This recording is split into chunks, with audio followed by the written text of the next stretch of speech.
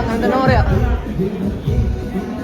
ദിലീപേട്ടൻ്റെ അടുത്തിറങ്ങിയതിൽ വെച്ച് ഏറ്റവും നല്ല സിനിമയാണ്. കാരണം ഇതിനകത്ത് ഒരുപാട് മെസ്സേജുകളുണ്ട്. കാരണം എന്ത് കണ്ടന്റുകൾ ക്രിയേറ്റ് ചെയ്ത് വൈറലാവാൻ വേണ്ടി നടക്കുന്ന ഒരു വിഭാഗം അലൻ ജോസ് പെരേരയെ പോലുള്ള വൃത്തികെട്ടവന്മാരുടെ കഥ പറയുന്ന ഒരു സിനിമയാണ്. തീർച്ചയായിട്ടും നമ്മൾ കാണേണ്ട സിനിമ തന്നെയാണ്. കാരണം ഒരുപാട് കണ്ടന്റുകൾ ക്രിയേറ്റ് ചെയ്ത് സ്വന്തം കുടുംബത്തിലെ കഥകൾ പോലും കണ്ടന്റുകളാക്കി ക്രിയേറ്റ് ചെയ്ത് വൈറലാവാൻ ശ്രമിക്കുന്ന ഒരു വിഭാഗം ആൾക്കാരുണ്ട്. അലൻ ജോസ് പെരേരയൊക്കെ പോലുള്ള വൃത്തികെട്ടവന്മാരുടെ കണ്ടന്റിനെ ബേസ് ചെയ്തുള്ള സിനിമയാണ്.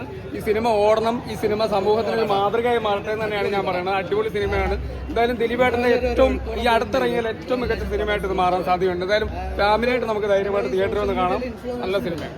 കണ്ടന്റിന് വേണ്ടിയിട്ട് ഓരോരുത്തരെ എന്താ പറയുക, മൃഗീയമായിട്ട് ചെയ്യുന്ന ഓരോ പരിപാടിയൊക്കെ ഉണ്ടല്ലോ, അതൊക്കെയാണ് എടുത്ത് കാണിക്കുന്നത്. നല്ല അടിപൊളി കഥയാണ്, സൂപ്പർ പടമാണ്. ദിലീപേട്ടൻ്റെ നല്ല എന്താ പറയുക ഒരു തിരിച്ചുവരവ് ഇതിലൂടെ ഉണ്ടാവട്ടെ എന്നാണ് ഞാൻ ആശംസിക്കുന്നത്. കാരണം അത്രയും നല്ല പടം, സൂപ്പർ പടം.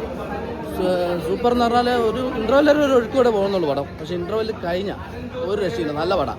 പല ഇൻഫ്ലുവൻസർമാർക്കും ഇതൊരു എന്താ പറയുക ഒരു തിരിച്ചടിയായിരിക്കും. കാരണം അവന്മാർക്ക് അത് കാണുമ്പോൾ ഒരിക്കലും ദഹിക്കില്ല. കാരണം അത്രയും അവന്മാരെ വാരി തേച്ചിട്ടുണ്ട്. ഇവിടെ ഇപ്പോൾ സത്യം പറഞ്ഞ കേരളത്തിൽ ഇപ്പോൾ നടന്നുകൊണ്ടിരിക്കുന്ന ഒരു സംഭവമാണ് ഇതിൽ ആസ്പദമാക്കിയിട്ടുള്ളത്. എല്ലാം കൊണ്ട് സൂപ്പർ പടം.